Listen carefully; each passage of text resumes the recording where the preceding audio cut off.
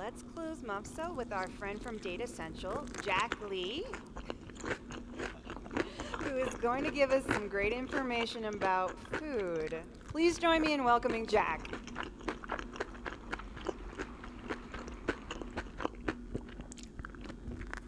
Good morning. Can you hear me okay? All right, can we turn the sound up a little bit more, maybe? Get that THX effect. So who knows what this is? Show of hands. What is this? Mukbang, what is that? Eating. Why does it exist? Yeah, so who here is familiar with ASMR? A few hands, right? It stands for Autonomous Sensory Meridian Response. And the idea, you've seen like the videos where someone's maybe whispering at you or something, and it is you put these headphones on, and some people get the sensation from the sounds that sort of cascades. It's like a tingle from the top of your head all the way down to your toes and puts you in this relaxed state. And this is like a sub-variant of that called mukbang. It comes from anyone here speak Korean? I don't either. It comes from a sub-variant called mukbang, which are the words for eating and broadcast. So it's basically like an eat cast. And the question is, on this last day, I mean, you are the last of the Mohicans here. Why am I wasting your time showing you this? So this type of video, this one in particular, I think has like, I don't know, 10 million views on YouTube. And there are thousands more just like it. And the question is, why has this become a thing all of a sudden? Why have these things racked up millions, tens of millions, hundreds of millions, or collectively billions of views? And that's what we want to get at today, is to look at trends not through the lens of just what the individual trend is itself, but to understand what's happening with society, consumers, technology, the human condition that is making these things become a trend. So my name is Jack. I'm from a company called Datassential. We provide basically knowledge for the food industry. And I have a few of my colleagues over here find us as we wrap up, and we'd be happy to answer any individual questions that you have. But if you think about what we just saw and many of the other trends we're going to cover today, if you have your camera, phone, take a snapshot of this. If you go to this link, www.snap.pro/MUFSO, you can download a really nice packet of trends and amazing things happening in the industry that we should all know about. And I'll flash this link up one more time at the end of the talk. So back to that video, right? So why has this happened? Why are people watching these things? Well, it turns out that we are sort of in this indoor generation all of a sudden. In the US, and these numbers are true of most developed countries now, 87% of time that consumers spend, they spend indoors. Another 6% of the time is spent inside of a car. So 93% of a human's life in modern countries are no longer outside. And a thing has happened too, right? Think back to when you were growing up as a kid. You probably went out and made a lot of sort of, friends in person, and you had like play-arounds and type of things, or you went out to the park and played. That increasingly is no longer the case anymore, right? We're not having as much human-to-human interaction as a society, but we are still, at the core of it, social people. We're social animals, and we crave some of that sort of intimate contact with other human beings. But more and more, we're doing it not in person. We're doing it through things like our devices instead. And maybe one of the most intimate things you could do is something like eat. So you actually have millions of people just watching these sort of the bottom half of an anonymous person's face just eating, right? And that's what drives this type of behavior. So I want to maybe go over a couple of things that are just happening in the world, and we can talk about what the implications are for food and for restaurants. So for years, the conversation has been around what's happening with millennials, right? And if you look at this is sort of like the classic image of a modern millennial, and we call it Gen Y. And more recently, the conversation over the last 3 or 4 years has turned to the next generation, which is Gen Z, and it looks something sort of like this. And what's happened is companies have said, hey, you know what? That person on the left, looks more or less like the person on the right. They sort of feel like the same type of consumer, and as a result, the marketing strategy has sort of been, yeah, we'll treat millennials and Gen Z as just sort of the younger consumer group, and we're not going to differentiate between them very much. But that's actually not the right approach, right? Because millennials might look like this, but many millennials today look sort of like this instead, right? And if you look at the difference between a millennial and a Gen Zer, there are actually pretty stark differences. They're in totally different parts, parts of their lives and careers. They have different preferences that they've grown up with, and there's a pretty big age gap if you look at the ends of the spectrum. And the bottom line is these are not the same people, so we should not treat them as the same people. Here's a stat. Many older millennials today are closer to death than they are to birth at this point. Any millennials in the room? Yeah, there we go. So half of you might be on, something like this over here. We don't think of millennials that way. We think, oh, they're the younger, cool technology, connected generation, which is sort of true, but they are dramatically different than Gen Z. So we had headlines before like, millennials come around and they kill off entire industries because their preferences and their activities are so different, right? They killed the focus group, they killed 70 other industries, and now we're seeing those same headlines about Gen Z, right? Gen Z is already killing Facebook, and 6 more industries could be next. And the question is, what does this actually mean for restaurants and for brands? So we wanted to understand what is actually cool to a Gen Zer as it relates to food and restaurants. So if you think of, who's a Gen Xer? All right, I am too, right? So let's look at Gen X, Gen Y, and then Gen Z. And if you think about what's cool to each one of these generations, here's a way you can sort of just ladder up and do a simple thought. A cool brand to Gen X might be something like Louis Vuitton. To Gen Y, brands like Urban Outfitters became sort of the cool thing. And then to Gen Z, it was like, I want this really interesting, fun, funky fanny pack instead. And the question is, what are the underlying themes in these 3 different types of fashion statements? And you can boil it down into this, right? Gen Xers, they want things that are exclusive and premium. Millennials shifted towards authenticity, brands like Urban Outfitters. And then Gen Z wants things that are unique, right? This is not true in every single case, but on the average, this is a good way about thinking about the mentality of each of the 3 different generations. And what does that mean for food? So if you take that notion of exclusivity and connect it to food, it would mean that we want things like premium experiences in Gen X. We want to go to a place that uses, that advertises they use the best quality beef, right? It's why you had like a surge in things like Wagyu and Angus and whatnot. Then Gen Y comes along, millennials, and they want authentic, and then you see the movement towards artisan, handcrafted, hand-prepared type of things, right? The term artisan really sort of bubbled up in that generation. And then in Gen Z, what we see in the data is that they want things that are fun, unique, and funky. Sometimes often things that are just new for news' sake. So the question is, which of these are your target, and is your menu representative of the underlying thing that makes food cool to that consumer?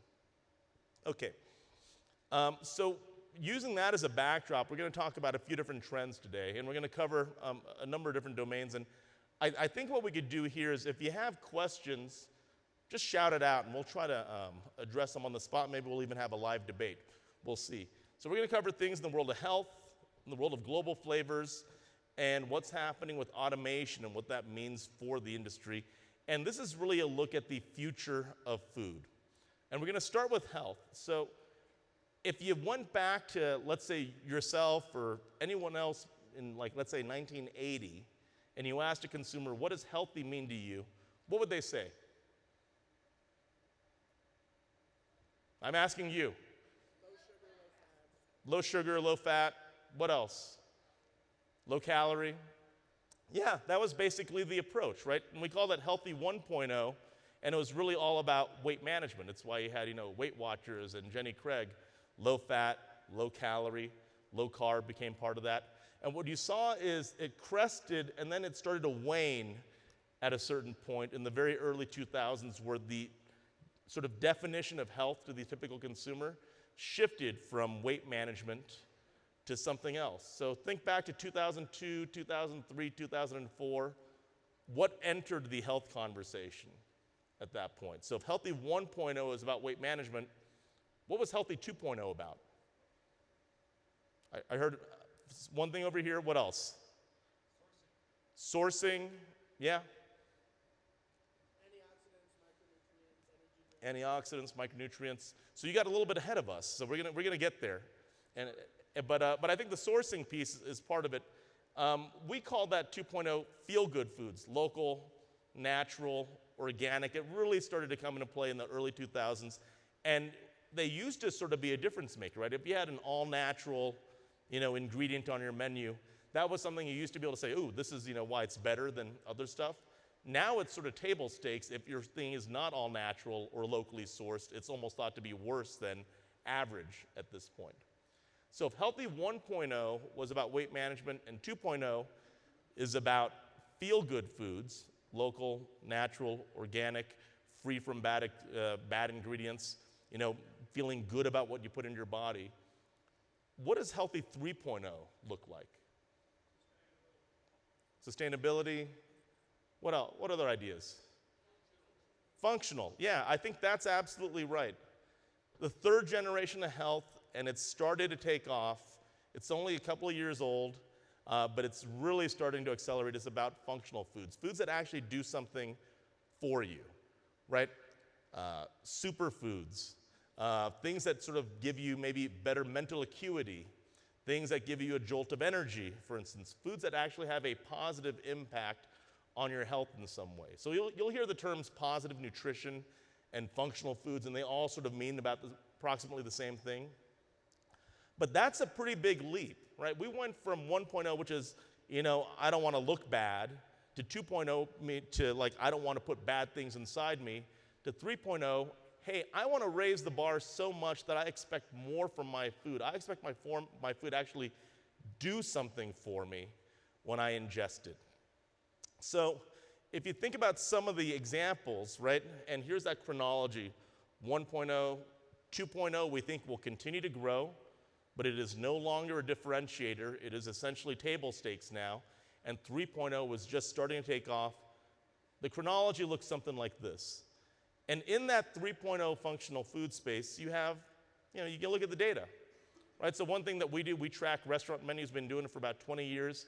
It's one of the data sets that we look at. And we see big growth in all these functional-like ingredients. Chia seeds, up over 200% on restaurant menus in the last couple of years. Anyone here like bee pollen? One hand? This is sort of depressing. Raise your hand if you like bee pollen. Okay, why do you like it? It's what? It tastes good and it's healthy. Why is it healthy? It's pure. Do you think it does something for you? What does it do for you? Okay. So this is actually a pretty good answer and is on the more informed end of the spectrum. What you'll find with these functional ingredients is, for the most part, people will order them and include them in their smoothie and whatnot without knowing what the actual function is. They sort of mentally shortcut to, oh, it's supposed to be good for me, so I'll spend the extra $1 to put bee pollen into my smoothie, or add the chia seeds, or whatever, spirulina, and the list goes on and on. But think about the implication, right? There are countless numbers of foods and ingredients that can have a functional benefit. It would be impossible for the typical consumer to remember all of those different things, right? So by show of hands, who here knows roughly how many calories you should have in a day, right? Give or take, right? Most of us. Who here knows roughly how many grams of fat you should have in the course of a day? Still a decent number of hands, but substantially less. Who here knows the number of milligrams of sodium you should have? Yeah, and we are a group of food experts, right? So think about this. Every time you pick up a product at the store, a food product or in your pantry, it has a nutritional label on it. It tells you exactly how many milligrams of sodium you should have, but none of us remember that information. We remember a couple of things, number of calories maybe. The rest of the stuff just goes away. So we can never expect consumers engaging in this third generation of healthy to remember that bee pollen is good for allergies, right? That turmeric is good as an anti-inflammatory, and the list goes on and on. Instead, they're going to shortcut to, oh, that's good for me, I'll spend a little bit more on it, and they will just sort of trust in some of those ingredients. So it's how do you message that in a way where it's not strictly about education, because the education will not ultimately take. Now, technology might change that for us at some point where our phone is telling us what to have, and maybe it's just figuring that out for us in the background, but people are not programmed to remember all of that, right? Turmeric up 166% on restaurant menus over the last 4 years. Spirulina almost doubled over the last 4 years. And for the most part, you're actually sort of an odd duck because you said for the taste initially. For the most part, people are not saying, I like this stuff because it tastes great. For the most part, they're saying, I like it because it's healthy for me in some way. I don't think that many of us would say, hey, let's have a spoonful of spirulina and we would get like an amazing like pleasure center in our brain about how wonderful it tastes. We're having it because we think it's good for us in some way. And the irony is that most of us don't know why it's good for us. We just like that it's supposed to be good for us. And that's the way consumers will tend to think. So almost 80% of consumers say that we want restaurants to offer more foods and beverages with functional benefits. Who here has been to a True Food Kitchen? Right? That's a lot of us, right? So there's, I mean, the concept is on fire. I think I read someplace, maybe in NRN, that just one of their units was doing $1 million a year on just delivery business. And it's a full-service restaurant. But if you look at their menu, and we're going to focus in on their beverage menu. Can you all see this in the back? Okay, so let's look at their beverages. They got some nice, delicious but sort of pricey beverages. So we're not looking at alcohol, right? These are non-alcoholic drinks, and let's look at the beverages that are served up here. So it's not just a tea, it's a sparkling antioxidant tea, right? It does something for you. It's not just a limeade or lemonade, it's a pomegranate chia limeade. It's an adaptogenic Tulsi tea. Are you sort of seeing the theme that emerges in these drinks and why we can charge a premium for them? It's a drink called the Medicine Man. Green tea, black cherry, pomegranate honey, and sea buckthorn. Raise your hand if you know and can tell the rest of us what sea buckthorn is. Yes. Was that a hand raise, or were you just sort of doing this?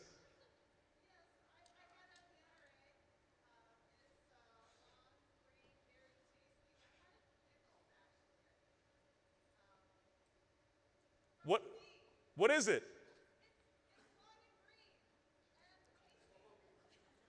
So I think we might be talking about the same thing. I'm not sure. Maybe pickled it turns green. Maybe. It's possible. It's sort of like a berry, right? So let's go back to this thing, right? Imagine this drink, which many people order, but they probably don't know what half the stuff is in there. But the server can say, hey, this is going to be really good for you. And we're like, oh, yeah, it's good. And I'll pay $8 for that thing at the same time.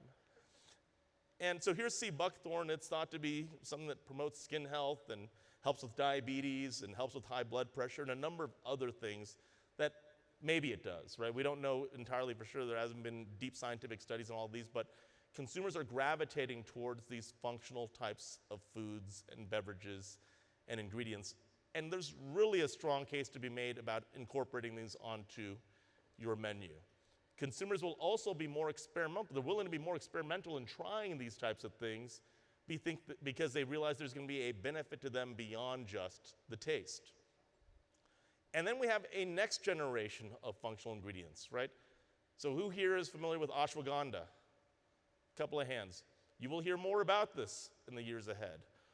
You're going to hear more about moringa as well. There is an entire stable of these types of ingredients that are just starting to see the light of day, but all our data indicates are going to become a thing in the future.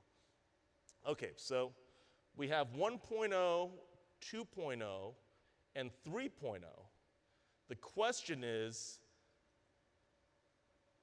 what comes after 3.0? Any guesses? Yes, that is the answer. The thing that comes after 3.0 is 4.0. These are not hard questions, guys. So the question, though, really is, what is 4.0? And for us, and we're seeing it, it's really about personalized nutrition, and it's just starting to take off. Right, so who here has done like one of those home DNA tests? Like probably 10% of the room or so, 15% of the room. I think that's pretty close to like the national average. So it used to cost something like $100 million to sequence your DNA. Now it's about 50, which is a pretty good cost reduction when you factor everything into it. And you'll see that the first wave of DNA products were all about ancestry. Right, like, hey, here's where you came from. Your family came from these mountains in Siberia. I don't know if they have mountains in Siberia, but you know what I mean. And now you're starting to see more of them talk about the foods and your health and what you should be eating, right? And this is a major thing. So I would say this: if you haven't taken a DNA test yet, you probably should. The only recommendation I would give is be really careful with your information, right? Like maybe you don't use your real name, or you use an alternative email address, because wasn't it like the Golden State Killer, right? They found that guy from his DNA. So if you've committed any atrocities or plan on murdering anyone, you probably want to stay away from the DNA test. But otherwise, it's a highly recommended thing. It only costs like $50, tells you a lot about yourself, and it tells you your health too. So we actually had a couple of geneticists at our events the last couple of years talking about what's happening with DNA testing and specifically how it applies to our health and food. And there's some pretty amazing things. So clearly there are links between your DNA and your health in terms of what things will be good for you and what things will be bad for you. But there are also links between your DNA and your taste preferences, right? So the classic example that's often used is cilantro. So let's do this. So I want everyone to raise your hand if this applies to you. Raise your hand if you love cilantro. Big chunk of the room. Now raise your hand if you hate cilantro. Right, and I think there were not a lot of people that did not raise their hand at all. You either love it or you hate it. There's not many people in between. You either love the taste of it, it's fresh and vibrant, or to you taste, you hate it because it tastes soapy and metallic. It turns out if you know someone's DNA, you can actually predict which end of the spectrum they're going to fall onto in terms of how they're going to react to something like cilantro. So if your DNA can predict what foods you should be eating that'll be incremental for your health, right? Think back to this. Think of all the studies that we've had over the years. First eggs were good for you, then they were bad for you, then they were good for you again, then they were bad for you. Chocolate's bad for you, but then all of a sudden dark chocolate's good for you, then all of a sudden it's bad for you. It's very, very confusing, right? But it really turns out that it's just different things affect different people different ways. Coffee is another one where you get this back and forth all the time, but you can actually link it back to an individual person's DNA. So if the testing is cheap, and it is cheap now and the prices continue to go down, do you see a future where we don't have people, let's say, carrying their DNA information, encrypted of course, on their phone or device, and walking into a restaurant that has an automated kitchen with robot chefs that then optimizes the food for them based on their own personal DNA? Like, how will that not become a thing eventually? So it's going to take a little while for the technology and for consumers to march to that point, but we think that is absolutely the future. And you're seeing now a number of companies pop up that focus on this, right? So here's one in the Bay Area. I'm not quite sure how they've been doing lately. Habit, you basically submit your DNA sample, and they give you a meal plan.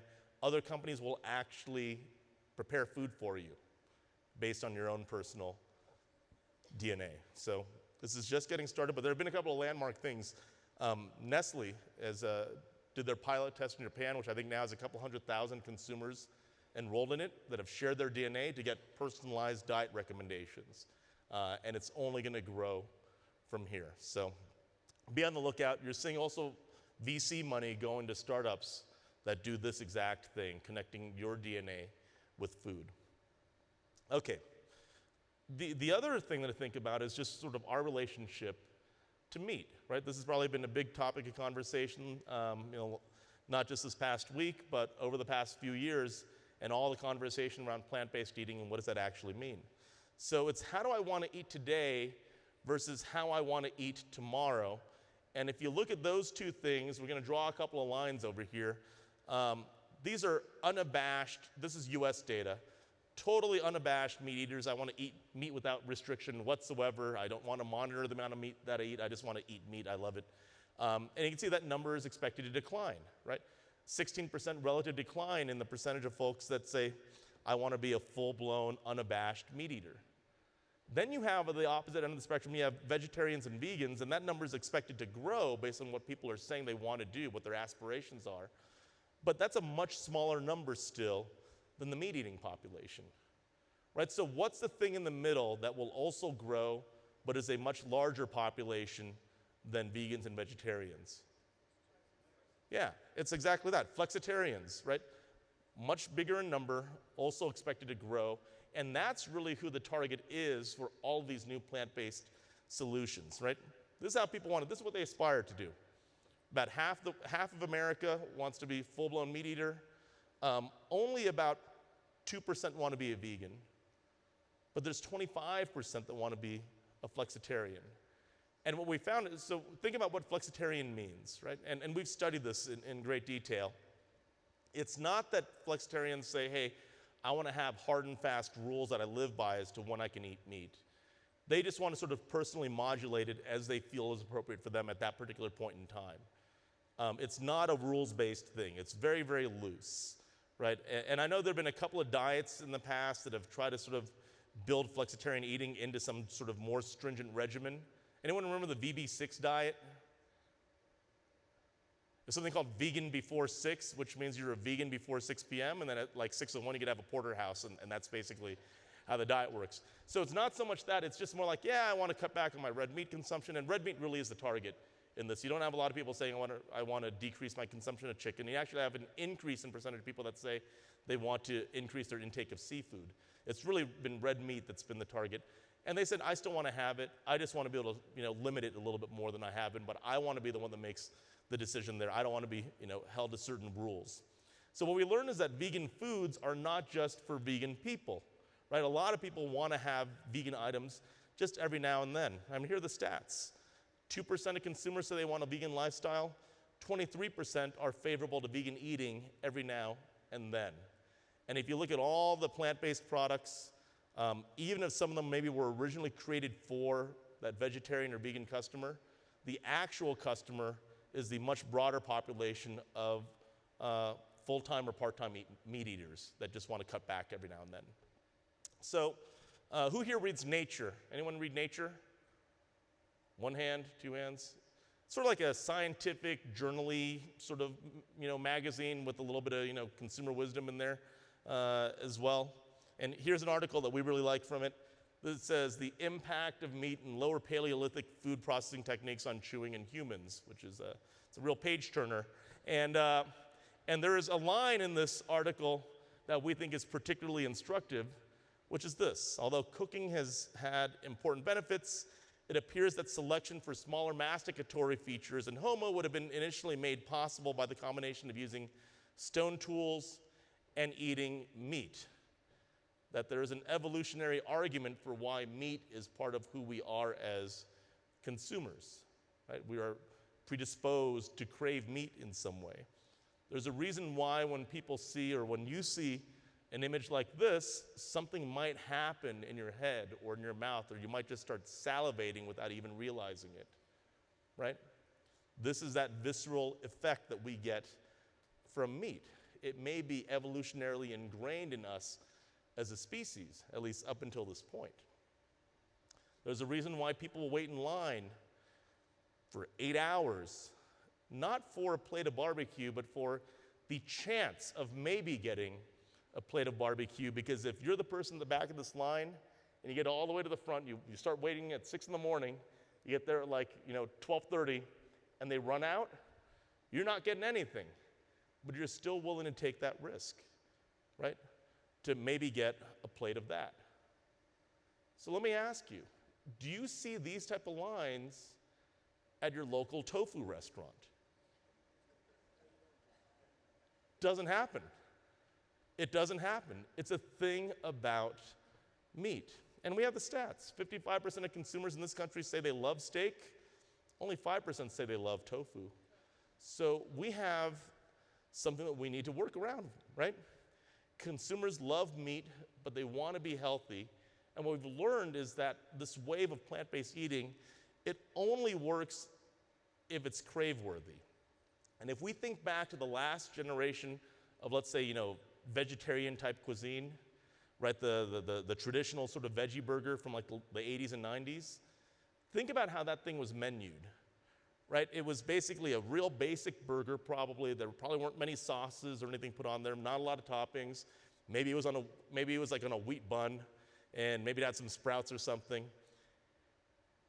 And think of how many times you've gone out to a restaurant and said, I want to have something healthy, and then you see like this other delicious food go by on a plate, or you see something else on the menu, you're like, yeah, you know what, I'm going to switch and I'll go healthy next time instead. And the only person that ended up ordering that veggie burger in the old days was someone that said, you know what, I'm going to order the veggie burger. You say this to yourself before you even get to the restaurant. I'm going to have that veggie burger, and there's nothing on earth that is going to deter me from having that veggie burger. And those were the only people that ultimately ended up having it. Everyone else got deterred at some point because we led with health back then, and we ignored the craveability of stuff. But this generation is different because we're leading with craveability, and it just happens to be something that's plant-based, which is why there's wonderful product from Impossible and Beyond Meat, and Nestle just launched their awesome burger, and you'll see probably many more of these in the time to come. But they're all going to be flavor-first stories. It's not, hey, here's some healthy stuff, and by the way, it tastes okay. This is something where you're not giving up anything. You still get that entire sensation you'd want from a burger, all the toppings, everything else, and it just happens to be plant-based. And that is the only way this thing works, or we will turn into that tofu restaurant that no one is waiting in line for. So one of the things that we think a lot about at Datassential is what drives food choice. Right? Like what actually gets people to pick the things that they want to pick and the places they want to go and the things that they sort of order off the menu to eat. What actually impacts that? And if you think about this historically, there have been a few key drivers, right? One is taste. Yeah, no big surprise. 2 is convenience. It'll always be important. 3 is affordability. 4 is familiarity. Just being exposed to something many, many times makes you want it more in the long run. They've done a lot of psychological research on this. But we've seen recently, in just the last couple of years, a 5th major domain emerge that we think is going to be very, very important going forward, especially with the type of society that we have today. And that 5th thing is personal values.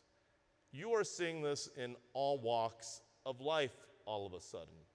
Anyone follow the LeBron James stuff over the last day or two? Right?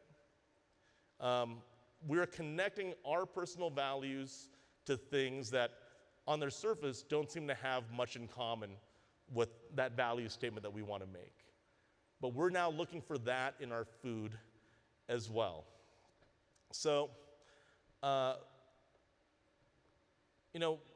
one of the things that you're going to hear more and more about, especially with the election next year, and you're just hearing in the debates now already, is we've sort of moved from this pleasantness of conversation we've had in the past around sustainability, and hey, if you're sustainable, that's wonderful, and we got a LEED certified building and all these wonderful things that we do, and that's been a positive message.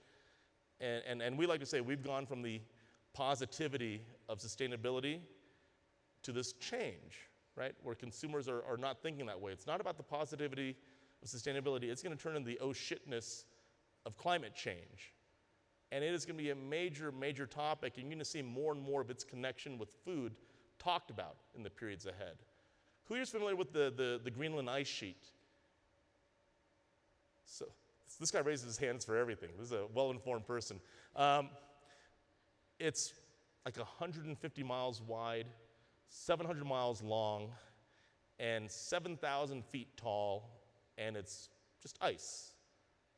And scientists say that if we get to a point where we have a 2.5 degree rise in temperature sustained, that thing is not just going to melt, it will melt completely at some point. It will take centuries to get there, but we may get to an irreversible point where the whole thing just whoosh. How much do you think sea levels will rise if that thing melts? Any guesses? A foot? 2 feet? Not far, 24. 24 feet. I'm building a house in Florida right now, and I'm like, thank God I'm not doing it in the next century, because there would not be a house there anymore. But it's not just like, my own personal horror story. You're going to hear countless horror stories talked about in media, among consumers, and more than ever before, they're going to make the connection between that and food. It used to be about fossil fuels. We've gone beyond that. Now the next conversation is about the connection between climate change and food. The UN just released a report, I think this year, that says that one of the best ways of fighting climate change is to eat less meat. And that if 80 to 90% of the world goes vegetarian or vegan right away, we're going to be okay. But obviously that's not going to happen for many of the reasons we just talked about. So having sort of a progressive policy, or at least messaging around this, or knowing this is something that your customers are going to be focused on, is going to be an important thing. We are certain that it is going to be much more part of the consumer conversation, and perhaps an expectation of food brands going forward. You see some really interesting things too. Have you all seen this product? Right? These are sort of the, we're going to combat, we're going to help the environment and combat climate change at the same time product. It looks like sushi, but it's actually a tomato.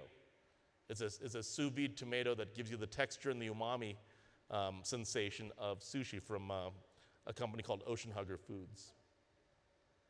And when we think about what makes things appealing to consumers, we talk about the different bases of appeal to consumers. Like at first it's all about farms, right? We love stuff that comes from farms. We still love stuff that comes from farms. It's why so many brands have farms, have farm in their name, right? That was the first one. Then it became about restaurants, right? We like the idea of food that comes from restaurants. It's made by a celebrity chef, or it's a chef-driven thing, and we have foodie culture all of a sudden. And that's wonderful. So if we go from farm, and then we add restaurant to that list, what is the third base of appeal? Farm, restaurant, and then what? What's next? So this is something that is counterintuitive, but we are certain that it is the case.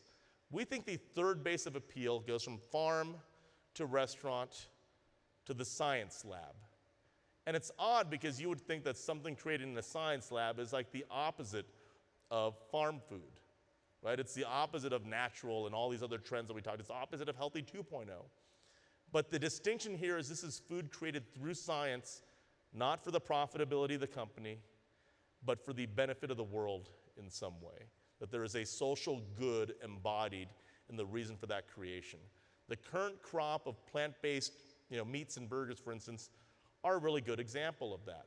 There's thought to be something sort of positive about it. These are science-based products that are formed through science, they're not so much made by chefs as they are made by scientists, but there's thought to be a positivity about them and their implications for the world. It's why you'll have things like ice cream that are made not from cows. They're still made from milk, but the milk didn't come from a cow. It was basically grown inside of a lab. It's why you'll see products like this. We can get some volume. Farm to the planet and to animals. That's what clean meat is. The chicken was handed off to me, and for this first prototype, I said to myself, I'm gonna make the best chicken nuggets ever. Wake up, I wanna lift you up, I wanna dress you up, let's be friends. It was an out-of-body experience to sit there and eat a chicken but have the chicken that you're eating running around in front of you. You don't imagine doing something like that. But then you have this realization that we've figured out how life really works, and now we don't need to cause death in order to create food. And we're gonna have to do it if we want to continue living on this planet. So that's a company called Just. Imagine the appeal of eating meat without the guilt of an animal having had died in the process. Right? That is a really good example of science creating products that have a worldly benefit in some way. And here in this case, this is actually that chicken nugget product. So this is not something that exists only in someone's head or some forward-looking plan. These products exist today. And we just had an event called Foodscape last month where we did the actual very first public tasting of these lab-grown chicken nuggets, right? Where the chicken is just like chicken. It actually is chicken, but it's grown inside of a lab. Instead, using a process sort of like this, you take a biopsy from an animal, you extract the cells, you put them in essentially a serum, like a culture that sort of grows them, and then you basically have that meat. And you could do this with anything, not just chicken, right? You could do it with any animal. You could maybe even create hybrid meats at some point in the future. Or you could take the world's most expensive beef and start making that for the same cost as the least expensive chicken. Right? This technology is basically upon us. It's going to take a little while to refine, but it's here. And the interesting thing is, there's a lot of brands that are working on this, right? It's not just one company. There's many, many more. A lot of venture money is going into this. Investors like Bill Gates are piling money into this field. But the thing that's interesting is, on the one hand, you have things that are natural, organic, non-GMO, they come from the earth. On the other side, you have stuff that was made in the lab by a human. And you would think that these are diametrically opposed things. The stuff on the left is like totally different from the thing on the right. But our data makes it really clear. We ask consumers, we talk to them, and they say, you know what? The people that are more likely to want the stuff on the right are also more likely to want the thing on the left. That they're related. And at first we say, yeah, that makes no sense because they're different, right? One's the opposite of the other. But when you realize that the connective tissue between all of this is the notion of progress, then it starts to make sense. And that's the thing that connects consumers together, and we're seeing that population grow. So some of these companies are hoping to have product available maybe in limited quantities early next year, but we'll see, right? But it looks like things are moving there. The other interesting thing is the impulses that consumers have for reducing their meat consumption are very different than the impulses they have for trying like this lab-grown meat product. Top 3 reasons for eating less meat, it's all about you and your own personal health, right? I want to avoid disease, I want to lose weight, it's all about my personal health. The top 3 motivations for cellular agriculture, that's the general field that has produced lab-grown meat and lab-grown milk and all these other things. Totally different. It's about reducing global hunger. It's about reducing contamination. It's about animal welfare. It's about the world instead. And we think that this idea of values-based food, right? This is a values-based proposition, is just starting and really going to grow. So I do have a question. So I know that there's a clock that keeps ticking down over here. Is this the official clock? It says about 7 minutes left. What time do we have right now? Oh, so we got a couple choices. I got a lot more content. I can blow through the 7 minutes and just sort of keep going, or we could stop in 7 and I could try to answer some questions. So let's do a quick vote. Who wants to stop in 7 minutes and I'll answer some questions? Who wants me to blow through the 7 minutes and just keep going? Okay, we'll keep going, if that's okay. You let me know, yeah. Okay, so eating less meat is about me. Clean meat is about the social good. So we're going to shift gears a little bit, and we're going to talk about trends and really what the product of migration has been. So National Geographic, a few years ago, they did this really interesting thing. They said, we're going to hire a portrait artist, and have them sketch what the typical American consumer will look like in the future, right? So this is like the, if you're just having a kid today, they might grow up to look just like this. And what do you notice from these portraits? What do you see? Dark, yeah, that's actually, well, not the first guy, but that's a pretty good observation, right? But what you probably see is there's a lot of diversity, not just across the faces, but within each face, there's a lot of diversity as well. There's many, many cultures blended into each person, and that is what our population is becoming like. If you look at the current boomer population in the US, it's 72% white, 28% non-white. When you go to Gen X, you have a huge bump in that ethnic population of 38%. Among millennials, it's 44%. And in Gen Z, it's almost a 50-50 split. And I think as of today, more than 1 out of every 2 Gen Zers added to the population, either by birth or immigration, is of non-white origin. And in the year 2043, we're about 64% white, 36% non-white right now in the country. In the year 2043, we're projected to have lost the white majority and will become just a white plurality at that point. That is a pretty dramatic shift in the span of just a few generations, and we're gonna see that shift more and more reflected in the food that we have as well. So one thing that we do is we maintain a data set that we call Firefly, which is literally every single place that serves food in the US and Canada, right? It's every restaurant, it's every hotel, it is every hospital that has a cafeteria, you name it. And if we look at restaurants, we can actually say, well, let's look at the types of restaurants that have opened over the past 3 years and compare that with what that numbers look like historically, right? And we call that the modern opening ratio. And basically, if the number is above a 1.0, it means that that type of restaurant is opening up faster than they've existed in the past. Make sense? I think silence means yes. I'm gonna go with that. Makes sense. So what types of places are opening faster than ever before? Well, it's places like these types of restaurants. Right, so we're not saying that Hawaiian is the most common restaurant to open today, but compared to how many Hawaiian restaurants there have been in the past, they're opening up at a way faster rate. Right, so it's Hawaiian restaurants, Ethiopian places, brew pubs, gastropubs, and the list sort of goes on and on. But if you have things that are above 1.0, that means there have to be things that are below 1.0 as well. And that list would look something like this. These are the types of restaurants that are opening up at a slower pace than they've existed in the past, right? So we're not seeing, an explosion in Swiss fondue restaurants over the past few years. We're seeing explosions in other types of places.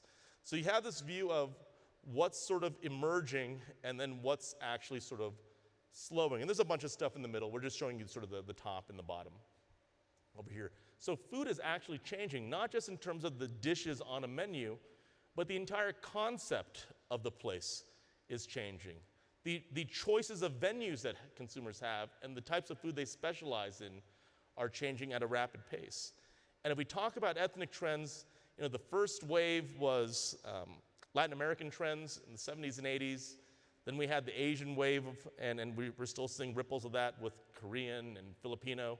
But the next third major wave, and it's already upon us, is Middle Eastern cuisine, and specifically things from the Levant region, right? So if you look at the Middle East, this area over here, sort of that Eastern Mediterranean is what you call the Levant region. And the countries there are places like Cyprus, Israel, Iraq, Jordan, Lebanon, Palestine, Syria, and Turkey. And if you look at Middle Eastern food trends in the US right now, it's typically ones that hail from this region of the Middle East, right? It goes a little bit broader. You see some Persian trends every now and then too, but it's typically these countries are the main focus in US cuisine today. And so everyone already knows, what hummus is, right? But you're gonna see more people understand what tabbouleh is in the years ahead, or baba ganoush, or za'atar as a flavor, let's say. These will become more common. And you might say, oh, that seems so weird, like the average consumer won't know what that is. There was a time when the average consumer had never heard of Chipotle, right? I think Jack in the Box was like the first major chain that really sort of messaged around Chipotle as a flavor. And you know what their ad campaign was? Yeah, it was Chipotle. It was making fun of the fact that no one even knew what this was or could pronounce it, and now it's just utterly ubiquitous in our language. So even some of the weird stuff you're gonna hear about, these are things that could become quite common. And we can actually predict the trajectory of these various trends with our data. So what we're gonna do is expose you to some of the things that we think have high growth potential. Sumac is another example. The other major area we're seeing growth are in things like Asian sweets, right? Who here's had one of these like rolled ice cream things where they make it in front of you and they roll it up? Yeah, it's sort of cool, sort of fun, right? Anyone ever have one of these like egg waffle or bubble waffle cones? It's fantastic, right? You have ice cream and all these different toppings. I think I just snorted. That was sort of weird. Or anyone ever have a sesame rice ball before? Yeah, really cool too. What do these things all have in common other than being Asian sweet items, which is obvious? What's that? What? Portal? Affordable. Portable. Oh, yes, they are portable. And there's something else beyond portable, too, which is that they are extremely photogenic. They are designed, maybe not designed, but they do a great job of helping you prove to all your friends and acquaintances on social media that you are a better person than they are because you got to eat this particular item, right? That's it. Look how cool I am. I had this really awesome, nifty thing that you don't get to have. And Asian sweets do a really good job of that. So just like we talked about before, why are people watching all these weird eating videos all of a sudden? A lot of the appeal of these Asian sweet things is that they're utterly Instagrammable. And the question is, what can you make Instagrammable on your menu in some way?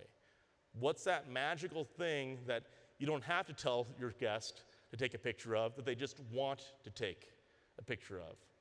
Most, if most of the companies or brands in this room, you probably don't have that item yet. Or maybe it's not being plated in a way, that would make it that. Start thinking about what is that thing, because people love taking pictures of food. It's also about experiences too. Anyone ever seen this?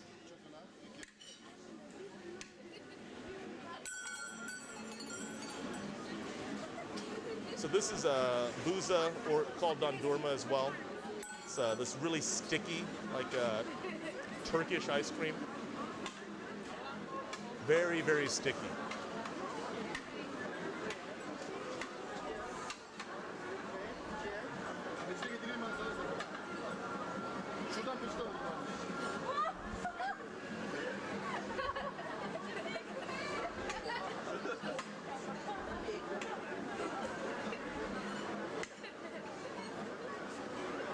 It's not just food, it's an experience, right? Now, admittedly, training all of your staff to serve food this way is probably unlikely to happen and very difficult. But it almost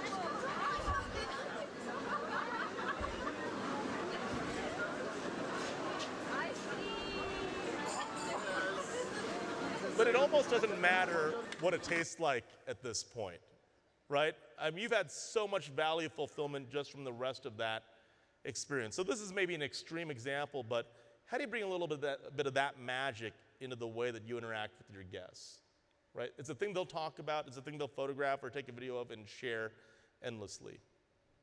So when we talk about food trends, one of the things that Datassential is known for is this thing that we call the menu adoption cycle, which says that any trend, flavor, ingredient, you name it, follows a pretty predictable path, a 4-stage life cycle. And if you know which stage that trend is in, you have a pretty good understanding of, is it gonna have legs for the future? And how big is the audience today? So the first stage is something called inception. This is sort of like when fine dining restaurants pick up on something. Then you have adoption, gastropubs, food trucks, fast casual restaurants jump into the game. Specialty grocery stores tend to pick up trends here. Then proliferation, this is where QSR and casual dining chains tend to get involved. Then finally ubiquity, and now you find it on every K through 12 and hospital menu as well. And the sweet spot of the consumer's appetite, if you go back to the 50s, was sort of in that ubiquity stage, right? It's when families ate at the same dinner table and all had the same thing. Or we went to like a diner, for instance. And then all of a sudden, that sweet spot shifted from ubiquity to proliferation in the 80s when we were introduced to things like casual dining chain restaurants that taught us for the first time what a fajita was. And we moved a little bit earlier. We wanted to have those type of things. And more recently, the sweet spot has been in that adoption stage, right? Think about the segments that are represented there. Food trucks, high-end casual dining, gastropubs, right? All the different types, specialty grocery stores, all the different segments that have been growing over the last decade or so because they're focused on the part of the menu and the type of foods that people want in that second adoption stage. And something interesting has sort of happened, right? Because we've historically said, hey, you should focus on adoption flavors. But the interesting thing that's happened, and we're going to show this through an example of a chicken sandwich. Here's another Jack-in-the-Box item. All right, so here is, let's see, this is the Asian fried chicken sandwich, crispy all-white meat chicken strips, crunchy Asian slaw, fresh cucumber, bold gochujang mayo, and on our new toasted baguette. What we can actually do with our data is we could break apart each component of this dish and type that component to its corresponding stage of the menu adoption cycle. So this particular dish has nothing in that first inception stage. It has one thing in adoption, which is that gochujang. It has one thing in proliferation, which is that Asian slaw. And the other 8 ingredients are in ubiquity. So this is a 0, 10, 10, 80 item. Make sense? Yeah, silence means yes, so I've learned that. So we can do the same analysis not just for one item, we can do it for the totality of everything that is launched on chain menus over the past few years. So if we look at the last 20,000 new items in LTOs and apply that same analysis, and we look at the ratio of ingredients and flavors in all those dishes, it looks something like this. Inception level stuff, it's about 1.3%. Adoption, that's stage 2, 5.6%. Stage 3, proliferation, 13%. And the vast majority, about 80% in ubiquity. But the interesting thing is if you take that inception, the really early stage trend stuff, and we look at it over time, in 2015 it was 1.1, 2016 1.24, 2017 1.4, and 2018 over 1.6. Now that doesn't seem like a big jump, but on a relative basis it's like a 40% increase in just 3 years, and we think the number is going to continue to go up. And we see now even chain restaurants, which historically have not focused on really early stage trends, start to bring early stage flavors into their dishes with some level of success as well. And we're now all of a sudden seeing that this inception stage is something actually worth considering. Our guidance used to be, yeah, you should know about stuff in inception because it'll eventually bubble up into stage 2, but you shouldn't put it on your menu because it's going to be way too early for people to understand. Now our guidance has changed because the world has changed.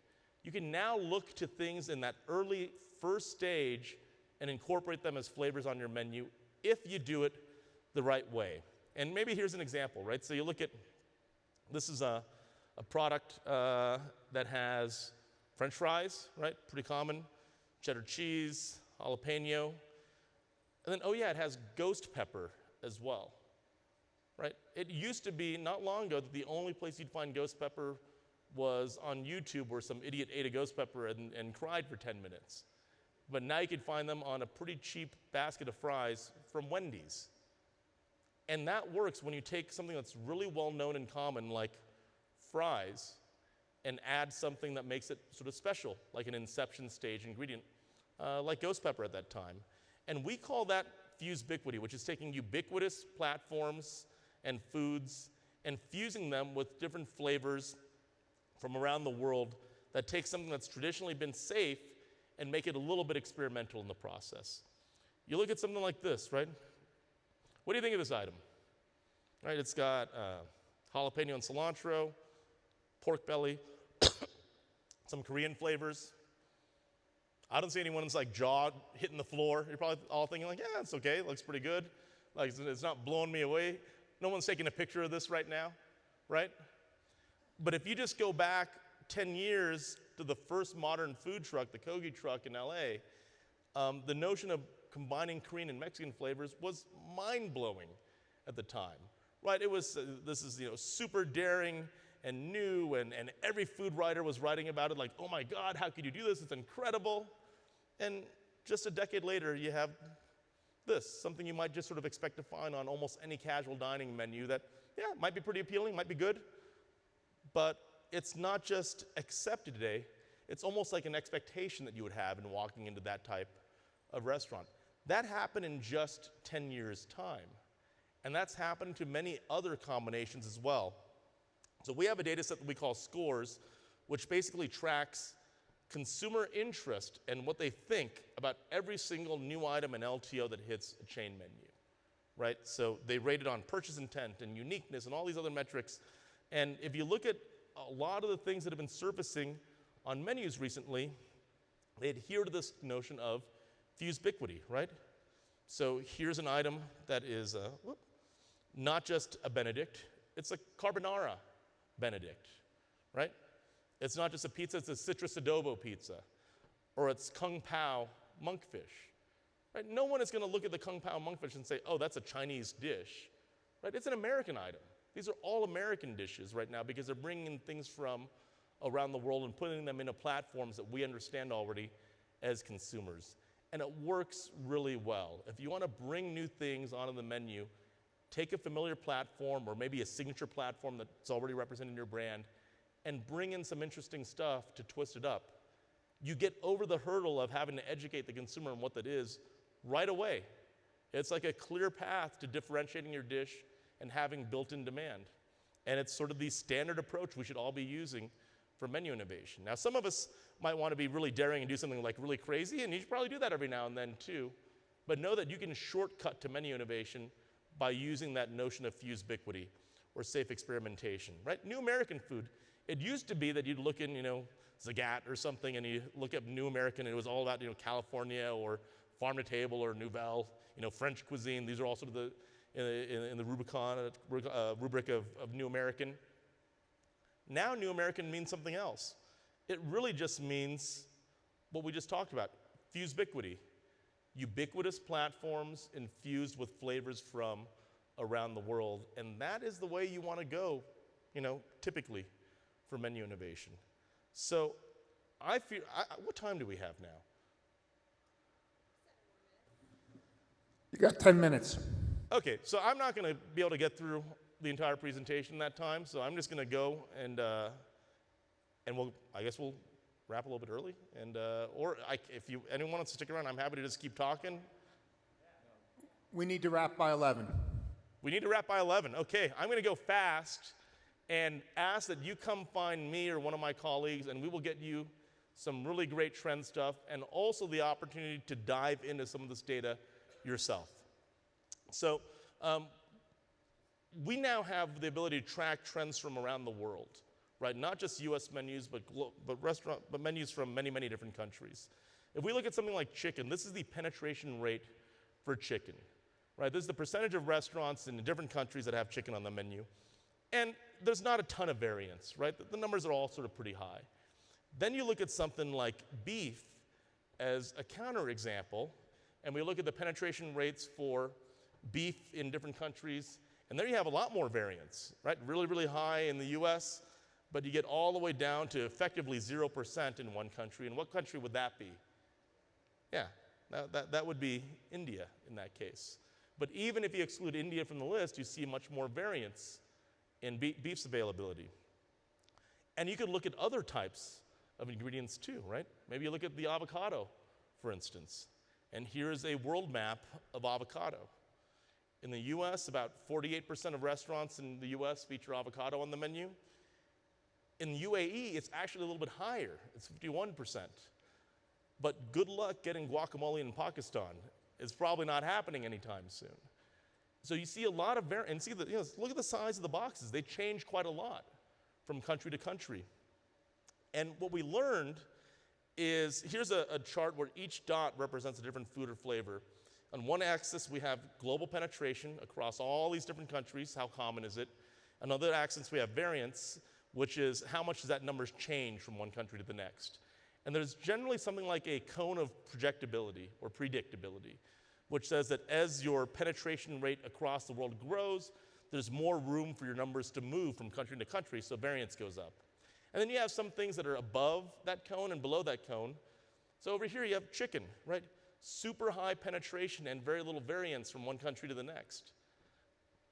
Beef is over here, right? Sort of exactly smack dab in where that cone would predict it to be. And then you have something like pork, right? Which has way more variance, oftentimes maybe for religious reasons, cultural reasons. But the thing that gets really interesting is if you focus down here, right? And you look at this region, things that have high variance and some level of global popularity. This is the stuff that's really interesting to focus on, because these are things that are not necessarily already common in every single country, but have enough popularity in certain parts of the world that it would make sense to looking at bringing them here, that the rest of the world still has time to catch up with those other countries. And these would be things like Paneer, which is actually one of the most common cheeses you'll find on burgers, not just in India, but in places like Australia as well, but you never see it over here. Or what leads us to say that things like shawarma will grow.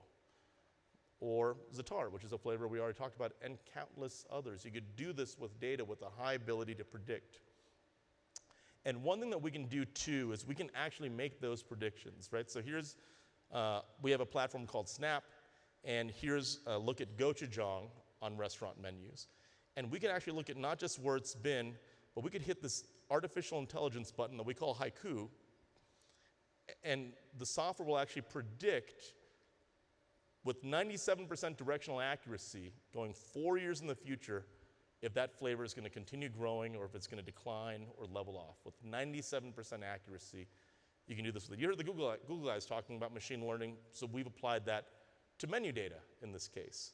And here are some of the things that Haiku is predicting will grow. There's many, many more, but just to give you a sampling, Nduya, Aleppo. I always say this is just a bad Gary Johnson joke, but no one ever gets that joke, so I won't use it.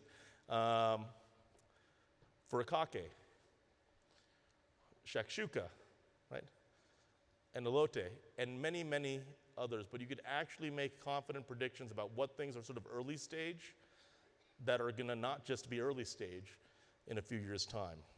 So Sunday, we had a session where there was a workshop done and groups got into teams here at MUFSO and took some of these principles and created some new dishes. And we then tested those dishes in our scores system overnight. So literally, you all, or some of you all, got together and created some brand new LTOs based on some of the principles we just talked about. And we then tested those LTOs with consumers overnight to see who the winner is. And the winner, we said, is we're gonna have 6 teams. You know, each team created a dish. And the winning dish is one that maximizes uniqueness of the dish, but also has better than average purchase interest.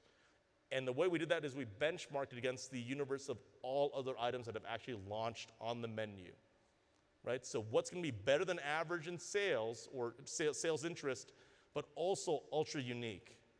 And here is the winner of those 6 teams. So I apologize, I don't know the names of everyone on the team, but if you made this dish, give yourself a huge pat on the back because your fried fish biscuit slider, and you can see the description here, scored 54th percentile in purchase intent and a remarkable 98th percentile in uniqueness as validated by consumers in just the last couple of days here at MUFSO, hundreds of consumers. So yeah, round of applause.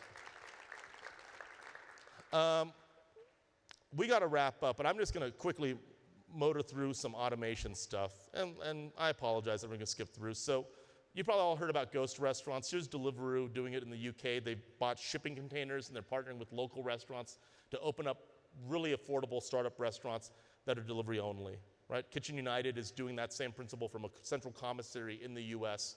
And now you have the aggregators themselves getting to it. DoorDash Kitchens just announced this week, actually. And we probably have all seen the Amazon Go's and the Eatsas where everything is automated. And we now have automated vehicles. This thing actually drives on the street. It's not one of those sidewalk vehicles. It actually just drives on the road and brings you your food. We're gonna see a lot of automation. Here's FedEx's robot with big military wheels that it can actually go up steps we're going to live in a robot-driven world where Uber is going to deliver your food to you by droning it, not to your house, because getting into the second-story apartment window is pretty hard by drone, but by dropping the food off at the top of an Uber car, which will then just drive the last block. So it gets through all the traffic, and then a human can still hand you your food. We have remarkable innovations in food and access. We have robot kitchens all of a sudden. Here's Spice Kitchen in Boston. And the cost of an industrial robot has declined like this and will continue to go down. So automation is absolutely happening. It's going to transform our entire economy, and it's going to transform food in a very, very meaningful way. Many of your brands are probably already looking at this as a solution, but here's the key stat. 37% of consumers today believe robots can cook better than themselves. Over half of Millennials and Z think that a robot can cook better than they can already. There will be some initial resistance to a robot making your food, but for the most part, it will be transparent to the consumer, and in the long run, we're all going to not just accept it, many of us will actually maybe love it because it can be done in a more precise way. We had a little bit to talk about AI. I'm going to skip over it because we are past time, but come find me or one of my colleagues. We'll tell you all about it. Just as a reminder, we talked about Gen Z, plants today, cellular agriculture, lab-grown meat tomorrow, fused ubiquity, and automating your way to a better experience. And the last thing I said, I'd show you this link one more time. Take a picture of this slide. Go to this link right now. It'll email you a packet of really wonderful trend information. You can also reach out to us, and we'll show you how to get onto some of our tools as well. Thanks for your patience. Thanks, everyone.